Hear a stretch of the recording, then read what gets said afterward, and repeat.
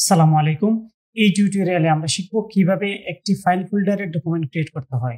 File ফোল্ডারে document create করার আগে আমরা দেখে নিই ফাইল ফোল্ডার জিনিসটা কি। তার জন্য চলে যাব আমরা Google Chrome এসে আমরা সার্চ দিব ফাইল ফোল্ডার ডিজাইন লিখে দেন ইমেজ ট্যাবে আসবো। আসার পরে এখানে যে পিকচারগুলো আমরা দেখতে পাচ্ছি সবগুলো হচ্ছে ফাইল ফোল্ডারের। ফাইল ফোল্ডার যদি আমরা ওপেন করি তাহলে এরকম ভাবে আমরা দেখতে পারবো। ফাইল ফোল্ডার হচ্ছে কোনো ফাইলকে ফোল্ড করে রাখার জন্য, অর্থাৎ কোনো ফাইল বা কোনো ডকুমেন্টকে যে ফোল্ডারের ভিতরে আমরা রাখি সেটা হচ্ছে ফাইল ফোল্ডার। একটা ফাইল ফোল্ডারের ৩ টা অংশ থাকে। একটা হচ্ছে ফ্রন্ট, ডান পাশের যেটা সেটা হচ্ছে ফ্রন্ট, একটা হচ্ছে ব্যাক আর একটা হচ্ছে পকেট। পকেট ছাড়া এখানে কিন্তু ফাইলগুলাকে ভিতরে রাখা যাবে না। এর জন্য একটা পকেট দিতে হয়। আমরা যদি অন্য একটা ওপেন করি তাইলে এরকম ভাবে আমরা দেখতে পারবো। এটা হচ্ছে তার ফ্রন্ট, এটা হচ্ছে তার ব্যাক, এটা হচ্ছে পকেটের একটা পার্ট, এটা হচ্ছে পকেটের আরেকটা পার্ট। তো এই ৩ টা জিনিস কিভাবে নিয়ে আমরা এটা থেকে এখন ফাইল ফোল্ডারের সাইজ কত? একটা ফাইল ফোল্ডারের সাইজ ফাইলের সাইজের চাইতে বড় হয়ে থাকে, না হলে কিন্তু ফাইলগুলো ভিতরে থাকবে না। এর জন্য আমরা যদি ফাইল সাইজ দেখি তাহলে ফাইল বা বিভিন্ন পেপার বা ডকুমেন্ট গুলা A4 সাইজ অথবা লেটার সাইজে থাকে। কারণ A4 সাইজ হচ্ছে 8.27 বাই 11.69 আর লেটার সাইজ হচ্ছে 8.5 বাই 11। আমরা যে ফাইল ফোল্ডারটা তৈরি করব সেটার সাইজ হইতে হবে এই পেপারের সাইজের চাইতে বড়। এর জন্য আমরা সর্বোচ্চ হাইট আমরা দেখতেছি 11.69 আর সর্বোচ্চ উইডথ দেখতেছি 8.5। এর চাইতে আমরা বেশি নেব। তাহলে এখানে আমরা উইডথ নিয়ে নেব 10 আর আমরা হাইট নিয়ে নিব 12 এর জায়গায় হচ্ছে 14। তাহলে আমাদের এই ফাইল ফোল্ডারের ভিতরে ফাইলগুলা ইজিলি ইনসার্ট হবে এবং থাকবে। তাহলে আমরা চলে যাচ্ছি Adobe Illustrator-এ। Adobe Illustrator-এ গিয়ে আমরা হাইট 14 এবং উইথ 10 নিয়ে আমরা এটাকে মেক করে ফেলবো। আমরা ক্রিয়েট নিউতে ক্লিক করব। ক্লিক করার পরে এখানে আমরা প্রিন্টে আসবো। প্রিন্টে আসার পরে আমরা ইঞ্চিসে দিব। ইঞ্চিসে দেওয়ার পরে এখানে উইথ নিব আমরা 10, কারণ পেপারের সাইজ হচ্ছে 8.5, তাহলে 10 দিলে এনাফ। আর আমরা এখানে হাইট নিয়ে নিব 11.69 সর্বোচ্চ। আমরা বললাম 12 এর জায়গায় হচ্ছে 14 নিলে এনাফ। এটা হচ্ছে প্রিন্ট আইটেম, এটাতে ব্লিড লাগে আমরা জানি, তবে এখানে আমরা ব্লিড নিব না, কারণ এটার অনেকগুলো পার্ট আছে। এই পার্টগুলোকে কমপ্লিট করার পরে আমরা একসাথে করে ব্লিড নিব। তাহলে আমরা এখানে ব্লিড না দিয়ে ক্রিয়েটে দিব। ক্রিয়েটে দেওয়ার পরে আমরা চলে আসবো এখানে। আসার পরে আমরা আমাদের মেইন সাইজটাকে দেখতে পাচ্ছি। প্রথমত এখান থেকে স্ট্রোকটাকে অফ করে দিব। অফ করে দিয়ে ফিলটাকে উপরে উঠিয়ে এখান থেকে একেবারে একটা হুবহু শেপ নিয়ে নিব। তাহলে 14 এবং 10, অর্থাৎ উইথ 10 এবং 14 হাইট নিয়ে আমরা একটা শেপ নিয়ে নিলাম।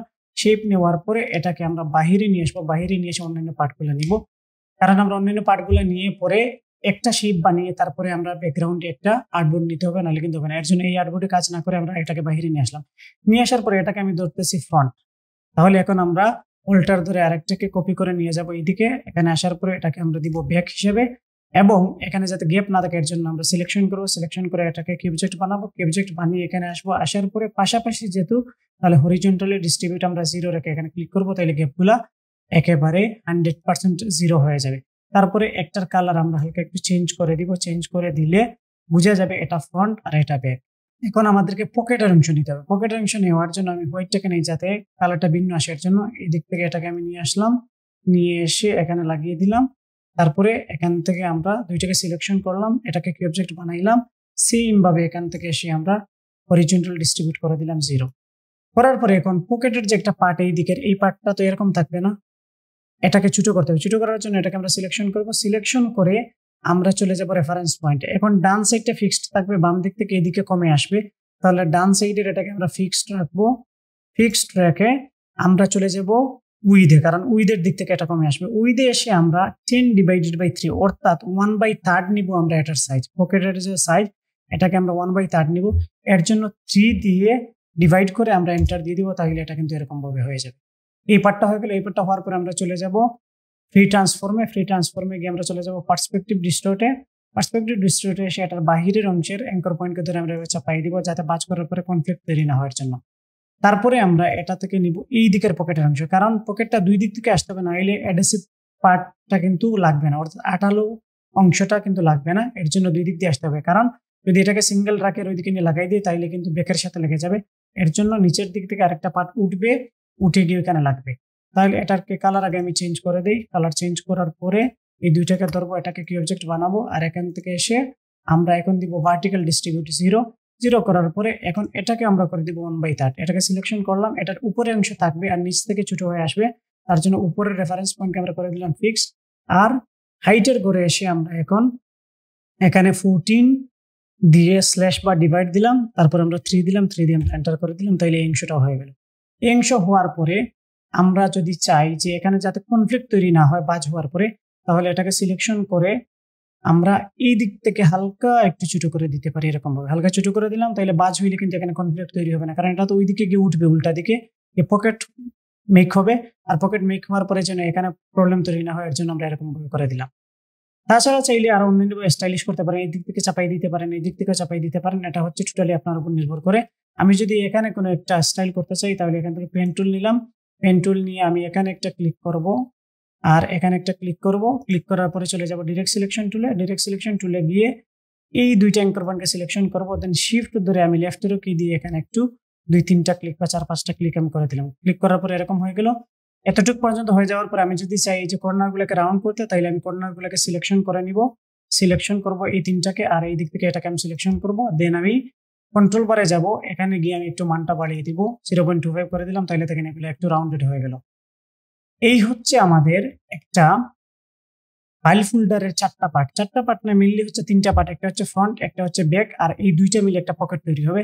তাহলে এই হচ্ছে তার মেইন পার্ট। এখন আমাদেরকে যেটা করতে হবে, এখান থেকে আমাদেরকে ব্লিড এবং সেফটি এরিয়া দিতে হবে। তার জন্য আমরা এনভেলপের মতো করে সেম ভাবে চলে যাব লেয়ার প্যানেলে। লেয়ার প্যানেলে গিয়ে আমরা এখান থেকে লেয়ারটাকে ওপেন করে নিব। ওপেন করে নিয়ে দেখতে পারবো এগুলো এখানে আছে। আমরা 3 লাইনে ক্লিক করবো। 3 লাইনে ক্লিক করে প্যানেল অপশনসে যাব। প্যানেল অপশনস থেকে এখানে আদার থেকে আমরা 100 পিক্সেল করে দিয়ে এটাকে বড় করে দেখবো, তাহলে বুঝা যাবে এগুলো কোনটা কি। দেন আমরা এখান থেকে এটাকে সিলেকশন করব। সিলেকশন করে এটা সিলেক্ট হইলো, এটার নামের উপরে আসবো, এসে আমরা ডাবল ক্লিক করব। এখানে লিখে দিব আমরা ফন্ট।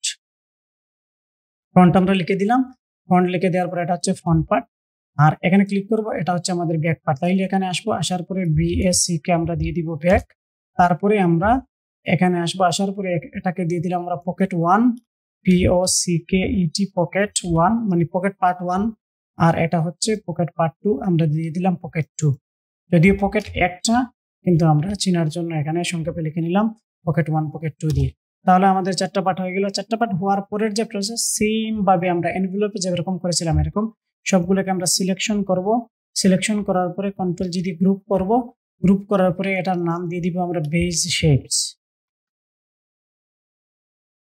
Base shapes. দেন আমরা এই গ্রুপটাকে কন্ট্রোল সি দিয়ে কপি করব, কন্ট্রোল এফ দিয়ে ফন্টে পেস্ট করব, কন্ট্রোল শিফট জি দিয়ে আমরা এটাকে আনগ্রুপ করব। সিলেকশন থাকা অবস্থায় আমরা শেপ বিল্ডারে যাব। শেপ বিল্ডারে গিয়ে এই সবগুলোকে আমরা ইউনিট করে দেব। ইউনিট করে দেওয়ার পরে আমাদের মেইন এরিয়া চলে আসলো, এটা হচ্ছে প্রিন্ট এরিয়া। এই প্রিন্ট এরিয়া থেকে এখন আমরা ব্লিড এবং সেফটি এরিয়া নিব।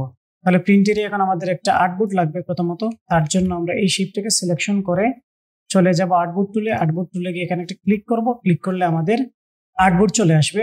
আর্টবোর্ড আসার পরে এখন আর্টবোর্ডের কালার আর আমাদের ব্যাকগ্রাউন্ডের কালার বা মেইন যে পার্ট, এটার কালার কিন্তু সেম হয়ে যাচ্ছে। তার জন্য আমরা এটাকে একটু গ্রে করে দিব।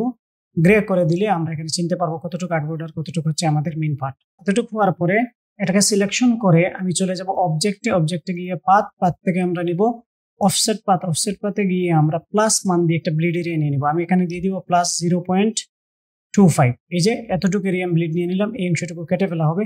আপনি যদি চান আর একটু বেশি নিতে পারবেন, তবে আমি 0.25 রাখলাম, ওকে দিয়ে দিলাম। তাহলে এখন ব্লিড এরিয়া পর্যন্ত শেপ চলে আসলো, বাট গাইড নেই। আমি যদি এটাকে একটু সরাই দিলে দেখতে পারবেন, এই যে গাইড দেওয়ার জন্য ব্লিড এরিয়া শেপটাকে কন্ট্রোল সি কন্ট্রোল বি দিলাম, আর কন্ট্রোল 5 দিয়ে একটা গাইড বানিয়ে ফেললাম।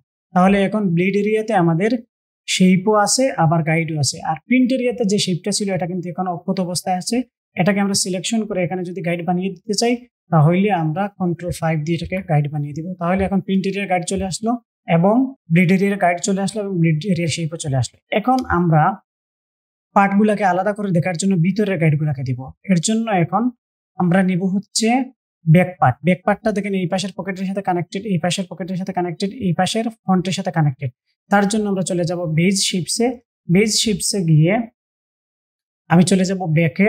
বিএসসি কে ব্যাক লেখা আছে এখানে, এটাকে সিলেকশন করবো। এটাকে কন্ট্রোল সি কন্ট্রোল এফ দিব। এফ দেওয়ার পরে এটাকে কন্ট্রোল 5 দিয়ে গাইড করে ফেলবো। তাহলে কিন্তু বাকগুলো বোঝা যাচ্ছে।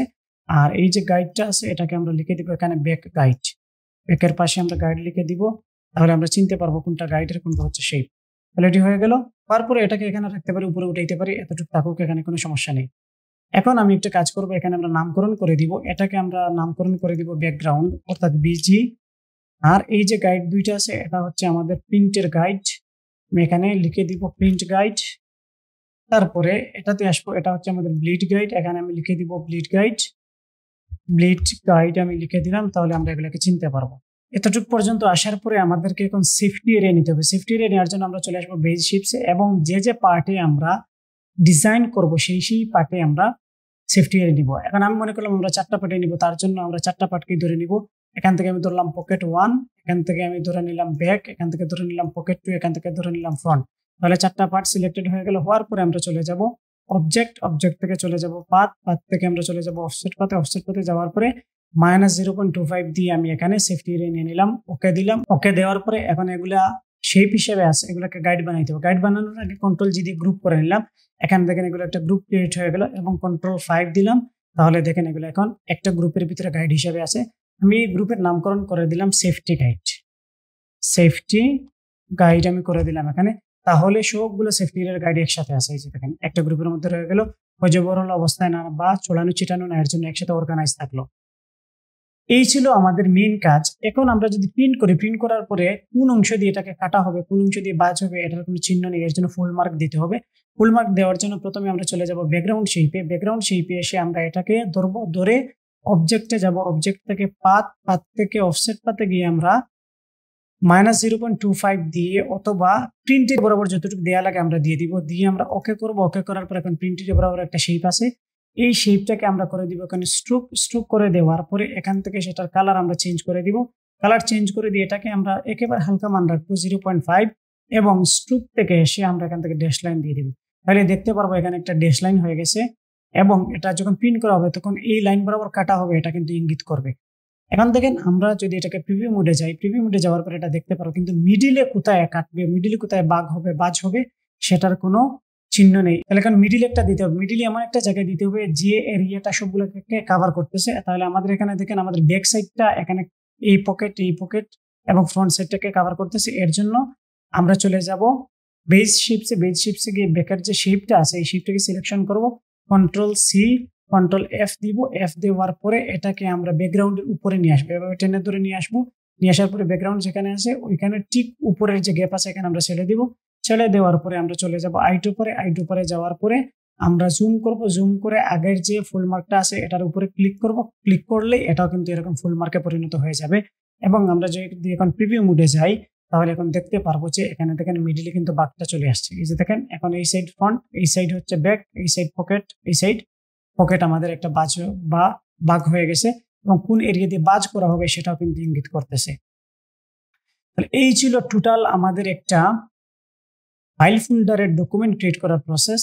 আশা করি এটি স্টেপ বাই স্টেপ ফলো করলে মেক করতে পারবেন। এই টিউটোরিয়ালটি এতটুকু পর্যন্তই। আসসালামু আলাইকুম, আল্লাহ হাফেজ।